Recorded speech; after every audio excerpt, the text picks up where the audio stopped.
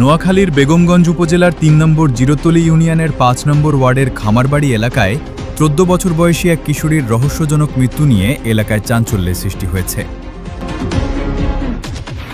স্থানীয় সূত্রে জানা যায়, মৃত্যুর আগে রেখে যাওয়া একটি চিঠিতে এক যুবকের নাম উল্লেখ করা হয়েছে বলে খবর পাওয়া গেছে। তবে তদন্তের স্বার্থে চিঠিতে উঠে আসা ওই নাম প্রকাশ করা হয়নি। কিশোরীর মৃত্যুর প্রকৃত কারণ কি, কেন সে এমন সিদ্ধান্ত নিয়েছে এবং চিঠিতে উল্লেখিত ব্যক্তির সঙ্গে ঘটনার কোনো সম্পর্ক আছে কিনা, এসব বিষয় খতিয়ে দেখছে পুলিশ।